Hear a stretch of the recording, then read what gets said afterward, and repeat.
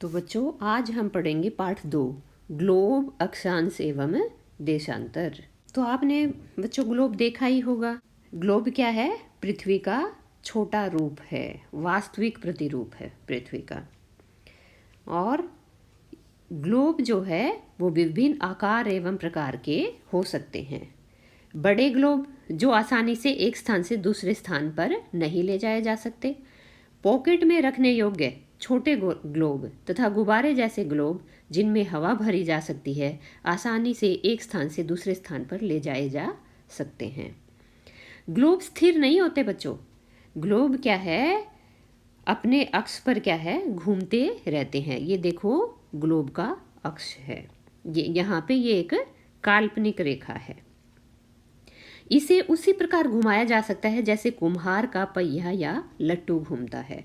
Globe पर देशों, महाद्वीपों तथा महासागरों को उनके सही आकार में दिखाया जाता है। क्योंकि ये पृथ्वी का ही नमूना है, तो इस पे क्या है? महासागरों और महाद्वीपों को बहुत अच्छे से दिखाया जा सकता है। तो पृथ्वी अपने अक्ष पर 23.5 डिग्री झुकी हुई है और 66.5 डिग्री का कोण बनाती है। अब प्रश्न उठता है कि इस पर किसी स्थान की स्थिति कैसे बताई जा सकती है। इसके लिए हमें अक्षांश व देशांतर रेखाओं को समझने की जरूरत पड़ेगी। ग्लोब में 2 बिंदु जिनसे होकर सुई गुजरती है, उत्तरी तथा दक्षिणी ध्रुव कहलाते हैं। यहाँ से ये सुई गुजर रही है, ये दक्षिणी ध्रुव, और ऊपर की तरफ ये उत्तरी ध्रुव। तो इनमें से क्या है? ये सुई होकर गुजर रही है, ये हमारे दक्षिणी ध्रुव और उत्तरी ध्रुव हैं। ग्लोब को इस सुई के चारों ओर पृथ्वी की भांति पश्चिम से पूर्व की ओर घुमाया जा सकता है। तो यहाँ पे आपसे पूछा जा सकता है कि पृथ्वी किस दिशा से किस दिशा में घूमती है। तो पृथ्वी जो है पश्चिम से पूर्व की ओर घूमती है, चक्कर लगाती है। लेकिन याद रखें, इन दोनों में एक अंतर है। पृथ्वी पर वास्तव में ऐसी कोई सुई नहीं होती, यह अपने अक्ष पर ही चारों ओर घूमती है, जो एक काल्पनिक रेखा है। एक अन्य काल्पनिक रेखा भी ग्लोब को 2 बराबर भागों में बांटती है। अब हमने पढ़ा था एक काल्पनिक रेखा के बारे में। ये है वो काल्पनिक रेखा 0 डिग्री की डॉटेड लाइन है, जो ये क्या है? 0 डिग्री की विषुवत वृत्त है, 0 डिग्री की अक्षांश रेखा है। इसको भूमध्य रेखा भी कहा जाता है। कितने नाम हो गए इसके बच्चों? 0 डिग्री अक्षांश रेखा, विषुवत वृत्त और भूमध्य रेखा। पृथ्वी के उत्तर में स्थित आधे भाग को उत्तरी गोलार्ध। अब इस 0 डिग्री से इधर आधे भाग को क्या कहेंगे हम? उत्तरी गोलार्ध। और नीचे भी इतना ही एकदम आधा भाग है, जो अब इसमें पूरा दिखाई नहीं दे रहा है। ये क्या है बच्चों? इसके दक्षिण में जो स्थित है वो दक्षिणी गोलार्ध है। ये दोनों बराबर के आधे भाग होते हैं। 0 डिग्री के ऊपर का आधा भाग उत्तरी गोलार्ध कहलाता है और नीचे का आधा भाग दक्षिण में जो होता है वो दक्षिणी गोलार्ध कहलाता है। इस प्रकार विषुवत वृत्त पृथ्वी पर एक काल्पनिक वृत्त बनाती है और यह पृथ्वी पर विभिन्न स्थानों की स्थिति बताने का सबसे महत्वपूर्ण बिंदु है। विषुवत वृत्त से ध्रुवों तक स्थित सभी समानांतर वृत्तों को अक्षांश रेखाएं कहा जाता है। अब यहाँ पे प्रश्न उठता है कि अक्षांश रेखाएं किसे कहते हैं? तो किसे कहेंगे बच्चों? विषुवत वृत्त से। अब विषुवत वृत्त हमारा क्या था? ये था विषुवत वृत्त, और इससे ध्रुवों तक, ये ध्रुव है हमारा, और इस तक स्थित ये सारे जो समानांतर वृत्त हैं, ये वृत्त, ये पूरे चक्कर लगते हैं बेटा। उधर का दिख नहीं रहा है हमें, उस साइड का, क्योंकि ये क्या है? समतल पेज है और इस पे हम त्रिविमीय आकृति नहीं दिखा सकते। तो ये जो अक्षांश हैं, ये आपस में क्या है? समानांतर रेखाएं हैं। आपस में देखो एक दूसरे से कहीं भी नहीं मिल रही है। तो इन समानांतर रेखाओं को जो विषुवत वृत्त से ध्रुवों तक स्थित होती हैं, अक्षांश रेखाएं कहा जाता है। और इन अक्षांशों को किस में मापा जाता है? अंशों में मापा जाता है, डिग्री में मापा जाता है। जैसे ये यहाँ पे 20 डिग्री उत्तरी अक्षांश, 40 डिग्री उत्तरी अक्षांश, 60 डिग्री उत्तरी अक्षांश, 80 डिग्री उत्तरी अक्षांश, और ये जो बिंदु है यहाँ पे ये 90 डिग्री उत्तरी अक्षांश हुआ। विषुवत वृत्त शून्य अंश अक्षांश को दर्शाती है। चूंकि विषुवत वृत्त से दोनों तरफ ध्रुवों के बीच की दूरी पृथ्वी के चारों ओर के वृत्त का 1/4 है।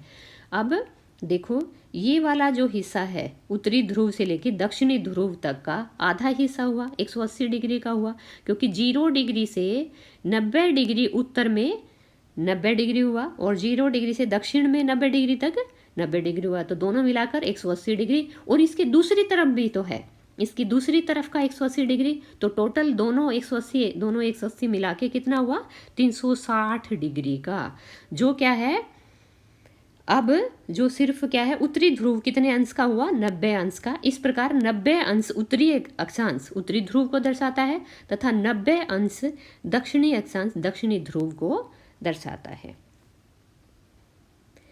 इस प्रकार विषुवत वृत्त के उत्तर की सभी समानांतर रेखाओं को उत्तरी अक्षांश कहा जाता है। अब एक प्रश्न यहाँ पे उठ रहा होगा बच्चों कि कितनी अक्षांश रेखाएं हैं टोटल, तो कितनी है टोटल अक्षांश रेखाएं बच्चों?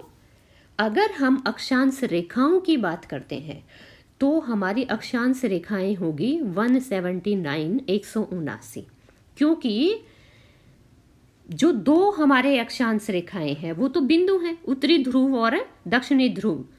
जैसे यहाँ पे ये उत्तरी ध्रुव है और ये दक्षिणी ध्रुव है बच्चों, ये तो सिर्फ क्या है बिंदु के रूप में, इनको तो हम रेखाएं बोल ही नहीं सकते क्योंकि ये तो बिंदु हैं। तो इसलिए तो कितनी बची, दो तो बिंदु हो गए हमारे और एक 0 डिग्री की, तो टोटल हुई, टोटल अक्षांश हमारे अगर पूछा जाए आपसे कि कितने अक्षांश हैं, कुल कितने अक्षांश हैं, तो आपका जवाब होगा 181 अक्षांश हैं। कितने अक्षांश है 181। लेकिन जब आपसे पूछा जाए कि कितनी अक्षांश रेखाएं हैं तो 2 आप माइनस कर देंगे बच्चों इनमें से। क्यों? क्योंकि 2 जो है उत्तरी ध्रुव और दक्षिणी ध्रुव सिर्फ बिंदु के रूप में है, तो ये कितनी हुई अक्षांश रेखाएं कितनी हुई 179।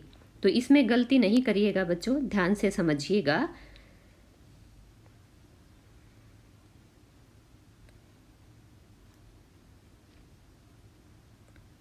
तथा विषुवत वृत्त के दक्षिण स्थित सभी समानांतर रेखाओं को दक्षिणी अक्षांश कहा जाता है। इसलिए प्रत्येक अक्षांश के मान के साथ उसकी दिशा यानी उत्तर या दक्षिण को भी लिखा जाता है। सामान्यतः इसे हम उत्तर या दक्षिणी अक्षर से व्यक्त करते हैं। उदाहरण के लिए महाराष्ट्र में चंद्रपुर एवं ब्राजील में बेलो होरिजोंटे दोनों ही एक अक्षांश 20 अंश पर स्थित है, लेकिन चंद्रपुर विषुवत वृत्त के 20 अंश उत्तर में स्थित है और बेलो होरिजोंटे विषुवत वृत्त के 20 अंश दक्षिण में स्थित है। इसलिए हम कहते हैं कि चंद्रपुर 20 डिग्री उत्तरी अक्षांश पर स्थित है और बेलो होरिजेंटो 20 डिग्री दक्षिणी अक्षांश पर स्थित है। अब आप देख ही रहे हो इस चित्र के माध्यम से कि अक्षांशों का आकार विषुवत वृत्त से दूर जाने पर घटता जाता है। अब जैसे ये हमारा विषुवत वृत्त है बच्चों, ये सबसे लंबी होती है, विषुवत वृत्त की जो लंबाई है वो सबसे ज़्यादा है। बाकी जैसे ही हम ध्रुवों की तरफ जाएंगे इनकी जो है लंबाई कम होती जाएगी और उत्तरी ध्रुव और दक्षिणी ध्रुव तो सिर्फ एक बिंदु के रूप में ही रह जाते हैं।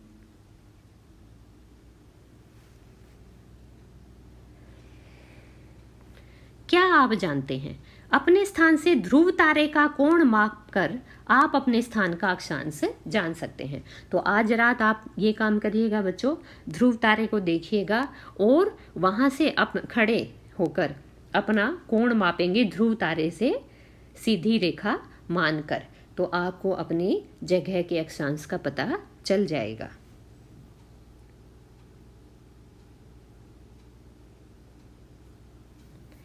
महत्वपूर्ण अक्षांश समानांतर रेखाएं। अब इनका दूसरा नाम क्या है बच्चों? समानांतर रेखाएं भी है। क्यों? क्योंकि ये आपस में कभी एक दूसरे को काटती नहीं है, जबकि देशांतर रेखाएं आपस में काटती हैं।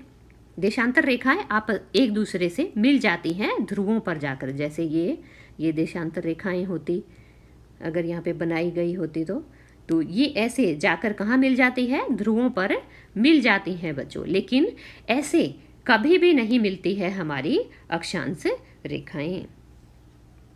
विषुवत वृत्त 0 डिग्री उत्तरी ध्रुव 90 डिग्री उत्तर तथा दक्षिणी ध्रुव 90 डिग्री दक्षिण के अतिरिक्त 4 महत्वपूर्ण अक्षांश रेखाएं और भी हैं। हाँ तो बच्चों, ये हम रेखाओं का कोण, अक्षांशों का कैसे पता करते हैं? इसके लिए हम पृथ्वी के केंद्र से पृथ्वी की सतह पर कोण बनाएंगे और जो जितने डिग्री का कोण बनेगा वह रेखा उतने ही अंश की होगी। जैसे कर्क रेखा के लिए कितना बनेगा? 23.5 डिग्री का कोण बनेगा, तो वह 23.5 डिग्री इसीलिए बोली जाती है। इसी तरह दूसरी रेखाएं बोली जाती हैं। अब हम 4 महत्वपूर्ण अक्षांश रेखाओं के बारे में पढ़ेंगे। सबसे महत्वपूर्ण तो होगी 0 डिग्री हमारी अक्षांश रेखा। ये 0 डिग्री है और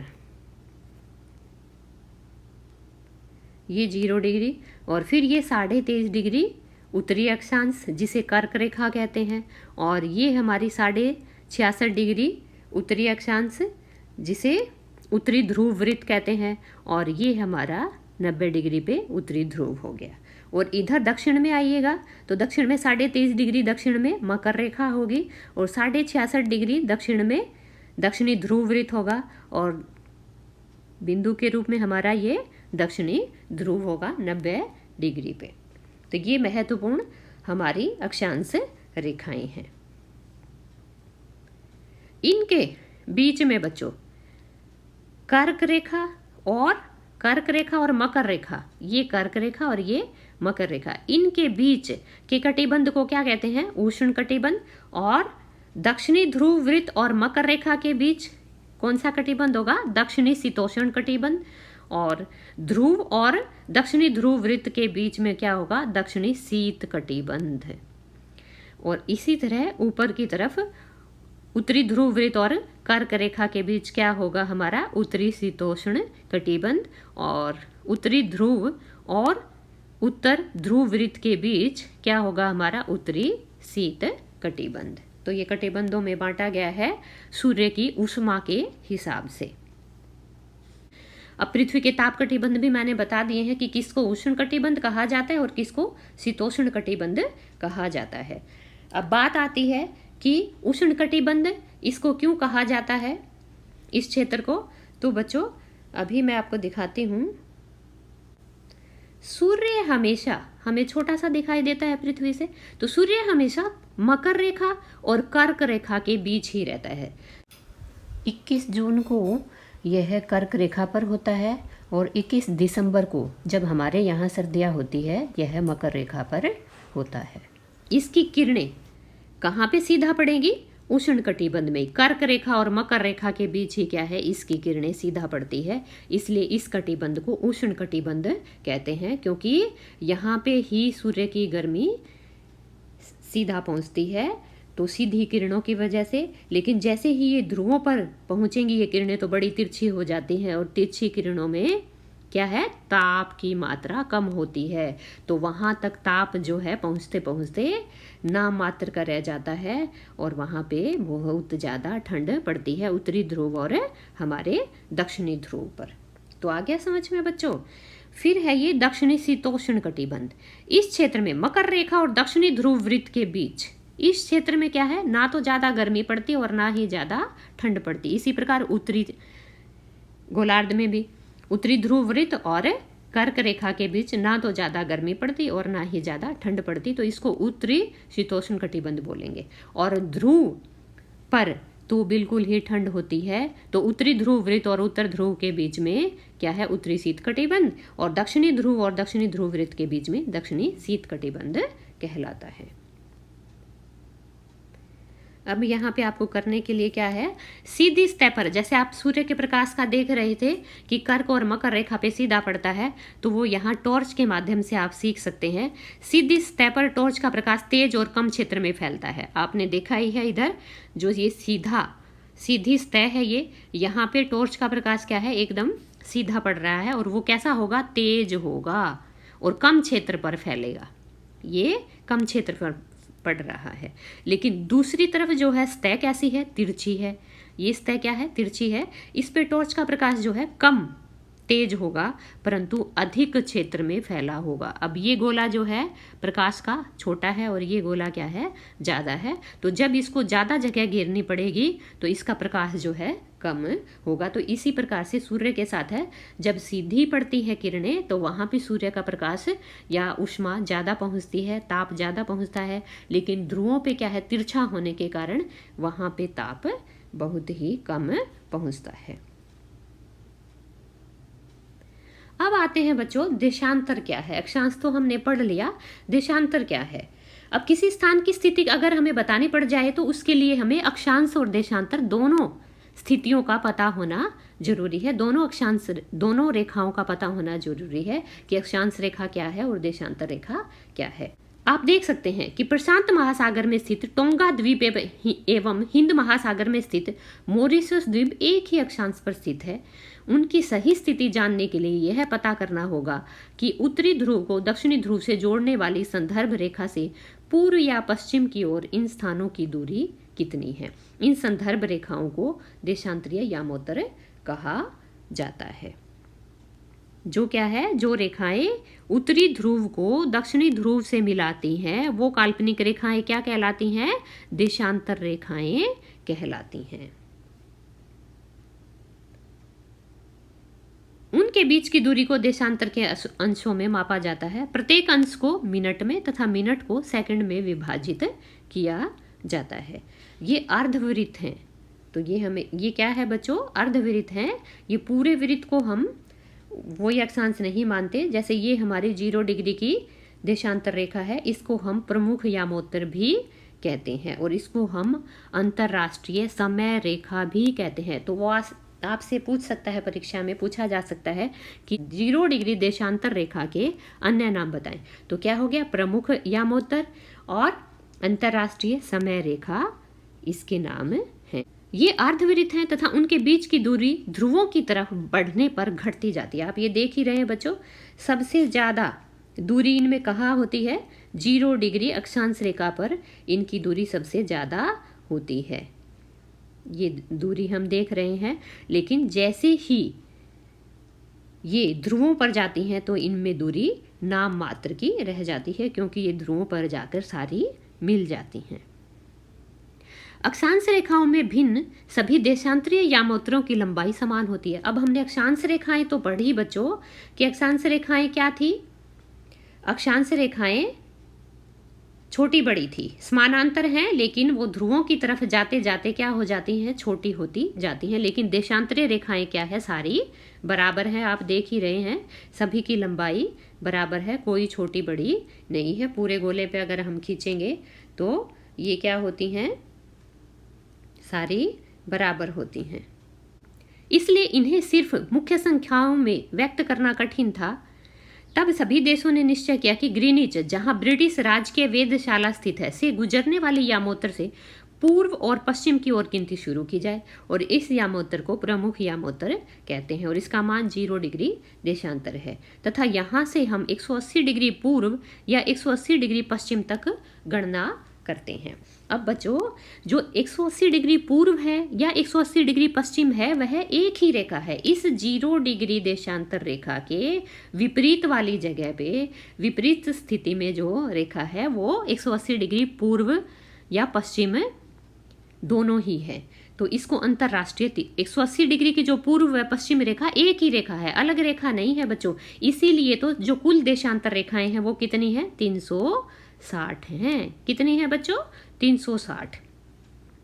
तो जो 180 डिग्री की पूर्व और पश्चिम रेखा है उसे क्या कहा जाता है, अंतरराष्ट्रीय तिथि रेखा। वहां पे क्या है, तिथि बदल जाती है, डेट आपकी बदल जाती है। और जो 0 डिग्री है उसे हम अंतरराष्ट्रीय समय रेखा कहते हैं। यहां से समय का निर्धारण होता है। प्रमुख यामोत्तर तथा 180 डिग्री यामोत्तर मिलकर पृथ्वी को 2 समान भागों पूर्वी गोलार्ध एवं पश्चिमी गोलार्ध में विभक्त करती हैं। इसलिए किसी स्थान के देशांतर के आगे पूर्व के लिए अक्सर पूर्व तथा पश्चिम के लिए अक्सर पश्चिम का उपयोग करते हैं। यह जानना रोचक होगा कि 180 डिग्री पूर्व और 180 डिग्री पश्चिमी यामोत्तर एक ही रेखा पर स्थित हैं। अब ग्लोब पर अक्षांश रेखाओं और देशांतरीय यामोत्तरों के द्वारा बनी ग्रिड को देखो। ये आप देख ही रहे हैं बच्चों, ये अक्षांश रेखाएं हैं, जो पड़ी रेखाएं भी बोला जाता है इनको, और ये समानांतर रेखाएं भी बोला जाता है। और जो खड़ी रेखाएं हैं, ऊर्ध्वाधर जो रेखाएं हैं, उन्हें जो ध्रुवों को मिलाती है उन्हें क्या कहेंगे हम? देशांतर रेखाएं कहेंगे, देशांतर रेखाएं कहेंगे।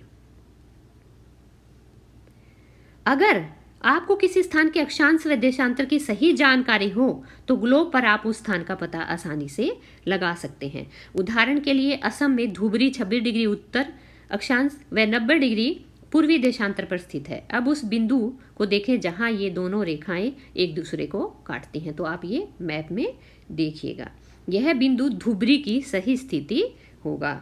अब इसको समझने के लिए कागज पर हम समान दूरी वाली क्षैतिज तथा ऊर्ध्वाधर रेखाएं खींचेंगे।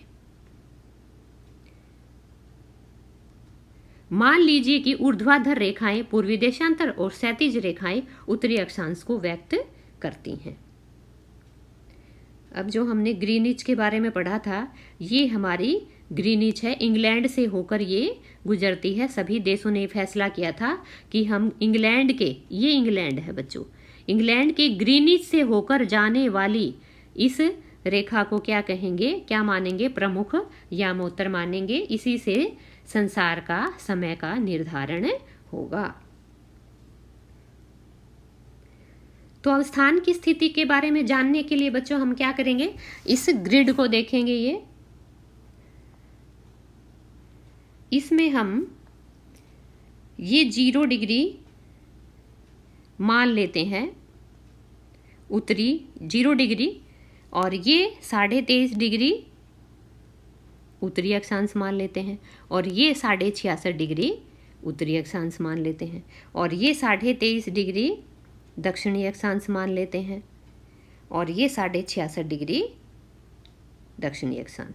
तो यहाँ पे और ये हमारे हो गए 1 डिग्री पूर्वी देशांतर, 2 डिग्री पूर्वी देशांतर, 3 डिग्री पूर्वी देशांतर और 4 डिग्री पूर्वी देशांतर। तो यहाँ पे हमें जो जगह है उसकी स्थिति का पता लगाना है कि वह कितने अक्षांश या देशांतर पर स्थित है। तो देखो बच्चों, ये 23.5 डिग्री उत्तरी अक्षांश की रेखा है और ये 1 डिग्री पूर्वी देशांतर की रेखा है। तो इस स्थान की स्थिति क्या होगी? 23.5 डिग्री उत्तर व 1 डिग्री पूर्वी देशांतर। अब ध की स्थिति क्या होगी? 23.5 डिग्री उत्तरी अक्षांश व 4 डिग्री पूर्वी देशांतर। अब सा की स्थिति क्या होगी? 0 डिग्री अक्षांश व 3 डिग्री पूर्वी देशांतर। और बा की स्थिति क्या होगी? 23.5 डिग्री दक्षिणी और 1 डिग्री पूर्वी देशांतर। अब दा की स्थिति क्या होगी? 66.5 डिग्री दक्षिणी अक्षांश और 3 डिग्री पूर्वी देशांतर। तो आपको पता चल गया होगा कि कैसे हम किसी स्थान की स्थिति का पता लगा सकते हैं। देशांतर और समय। समय को मापने का सबसे अच्छा साधन पृथ्वी, चंद्रमा एवं ग्रहों की गति है। सूर्योदय एवं सूर्यास्त प्रतिदिन होता है। स्वाभाविक है कि पूरे विश्व में समय निर्धारण का सबसे अच्छा साधन है। स्थानीय समय का अनुमान सूर्य के द्वारा बनने वाली परछाई से लगाया जा सकता है। दोपहर में सबसे छोटी एवं सूर्योदय तथा सूर्यास्त के समय सबसे लंबी होती है क्या? परछाई। ग्रीनिच पर स्थित प्रमुख यामोत्तर पर सूर्य जिस समय आकाश के सबसे ऊंचे बिंदु पर होगा उस समय यामोत्तर पर स्थित सभी स्थानों पर दोपहर होगी। तो एक बात बच्चों, जैसे हमारी ये देशांतर रेखा थी 0 डिग्री, इस पर सभी स्थानों पर सूर्य जो है एक साथ पहुंचेगा। यहाँ भी उसी समय पहुंचेगा, यहाँ भी उसी समय पहुंचेगा, यहाँ भी और यहाँ भी, हर स्थान पर एक साथ पहुंचेगा। लेकिन उनका अक्षांश अलग अलग है बच्चों। देशांतर इस जगह का एक है लेकिन इनका अक्षांश जो है अलग है, क्योंकि अक्षांश रेखाएं ऐसे समानांतर रेखाएं होती हैं। चूंकि पृथ्वी पश्चिम से पूर्व की ओर चक्कर लगाती है, अतः वे स्थान जो ग्रीनिच के पूर्व में है, ग्रीनिच के पूर्व में, तो बच्चों ये हमारे ग्रीनिच रेखा है और इसका ये पूर्वी गोलार्ध है, ये, और इधर ये पश्चिमी गोलार्ध है। तो इसके पूर्व में स्थित जगहों का समय क्या है? पहले होगा, आगे होगा, और इसके बाद जो पश्चिम में स्थित जगहें हैं उनका समय बाद में होगा 0 डिग्री से। समय के अंतर की दर की गणना निम्नलिखित विधि से हम कर सकते हैं। पृथ्वी लगभग 24 घंटे में अपने अक्ष पर 360 डिग्री घूम जाती है, अर्थात वह 1 घंटे में 15 डिग्री एवं 4 मिनट में 1 डिग्री घूमती है। तो प्रश्न पूछा जाता है कई बार बच्चों, 1 डिग्री घूमने में पृथ्वी कितना समय लेती है? 4 मिनट का समय। और 15 डिग्री घूमने में कितना समय लेती है? 1 घंटे का। इस प्रकार जब ग्रीनिच में दोपहर के 12 बजते हैं, तब ग्रीनिच से 15 डिग्री पूर्व में समय क्या होगा? 60 मिनट, अर्थात ग्रीनिच के समय से 1 घंटा आगे, अर्थात वहां दोपहर का 1 बजा होगा। लेकिन ग्रीनिच से 15 डिग्री पश्चिम का समय ग्रीनिच समय से 1 घंटा पीछे होगा, यानी वहां सुबह के 11 बजे होंगे। कैसे? जैसे देखते हैं बच्चों, यहाँ पे अगर 12 बजे हैं समय के, सूर्य यहाँ पे एकदम सीधा पड़ रहा है, तो इधर 15 डिग्री मान लेते हैं, इधर ये 15 डिग्री है, तो इधर 15 डिग्री पे इस रेखा पे समय कितना होगा? 1 घंटा पीछे होगा। यहाँ पे 12 बजे हैं 0 डिग्री पे, तो यहाँ पे समय 11 बजे होंगे। और इधर ये 15 डिग्री पूर्वी गोलार्ध में है, तो इस रेखा पे समय क्या होगा हमारा? 1 बजा होगा दोपहर का। किसी भी स्थान पर जब सूर्य आकाश में अपने उच्चतम बिंदु पर होता है दोपहर में, उसमें घड़ी में दिन के 12 बजते हैं। इस प्रकार घड़ी के द्वारा दिखाया गया समय उस स्थान का स्थानीय समय होगा। तो आप देख सकते हैं कि देशांतरीय यामोत्तर पर सभी स्थानों का स्थानीय समय समान है। हम मानक समय क्यों मानते हैं? अलग अलग यामोत्तर पर स्थित स्थानों के स्थानीय समय में अंतर होता है। अब स्थानीय समय क्यों मानते हैं बच्चों? क्योंकि देखते हैं हम, भारत का विस्तार भी क्या है? काफ़ी लंबा है। तो जब सूर्य यहाँ उदय होगा और इसको यहाँ गुजरात में पहुँचने में, द्वारका नगरी में पहुँचने में कितना समय लगेगा? लगभग 1 घंटा 45 मिनट का समय लगेगा। यहाँ आसाम से, यहाँ अरुणाचल प्रदेश से पहुँचने में और इधर पहुँचने में उसे लगभग 2 घंटे लग जाएंगे। तो हमारे समय में क्या है? बहुत ज़्यादा अंतर हो जाएगा। तो इस अंतर को मिटाने के लिए हमने क्या किया है? एक मानक समय की रेखा मान ली है, मानक यामोत्तर हमने मान लिया है, और वो है 82.5 डिग्री पूर्व। इसको हमने पूरे देश के लिए मानक यामोत्तर मान लिया है। ऐसा क्यों किया गया है बच्चों? क्योंकि बहुत से देशांतरों से होकर गुजरने वाली रेलगाड़ियों के लिए समय सारणी तैयार करना कठिन होगा। भारत में गुजरात के द्वारका तथा असम के डिब्रूगढ़ के स्थानीय समय में लगभग 1 घंटा 45 मिनट का अंतर होगा। इसलिए यह जरूरी है कि देश के मध्य भाग से होकर गुजरने वाली किसी यामोत्तर के स्थानीय समय को देश का मानक समय माना जाए। इस यामोत्तर रेखा के स्थानीय समय को पूरे देश का मानक समय माना जाता है। भारत में 82.5 डिग्री पूर्व को मानक यामोत्तर माना गया है और इसी से पूरे देश का मानक समय माना जाता है और इसे भारतीय मानक समय के नाम से भी जाना जाता है। कबीर भोपाल के निकट एक छोटे से नगर में रहता है। वह अपने मित्र आलोक से कहता है कि वे लोग आज रात्रि में नहीं सो पाएंगे, क्योंकि उन्हें भारत एवं इंग्लैंड के बीच एक क्रिकेट का मैच लंदन में जो 2 बजे अपराह्न में शुरू होगा देखना है। अर्थात भारत के समय अनुसार मैच शाम को 7:30 बजे शुरू होगा तथा देर रात्रि में समाप्त होगा। क्या आप जानते हैं कि भारत एवं इंग्लैंड के बीच समय में क्या अंतर है? तो यहाँ पे देखो बच्चों, 2 बजे और 7:30 के बीच कितना अंतर है? 5.5 घंटे। तो इंग्लैंड और भारत के समय में कितना अंतर है? 5.5 घंटे का अंतर है। क्यों? क्योंकि ग्रीनिच के पूर्व में जो भारत की मानक रेखा है वो 82.5 डिग्री है, तो यहाँ का समय कितना आगे होगा? 5.5 घंटा आगे होगा। जब लंदन में 2 बजे होंगे दोपहर के, तो भारत में शाम के 7:30 बजे होंगे।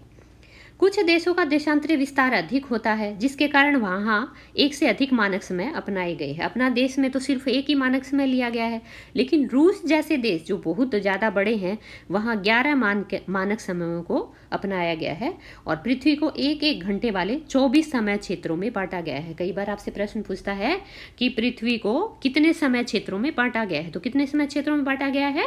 24 समय क्षेत्रों में, 1-1 घंटे के हिसाब से। तो इस प्रकार प्रत्येक समय क्षेत्र 15 डिग्री देशांतर तक के क्षेत्र को घेरता है। तो उम्मीद है बच्चों आपको समझ में आया होगा। धन्यवाद।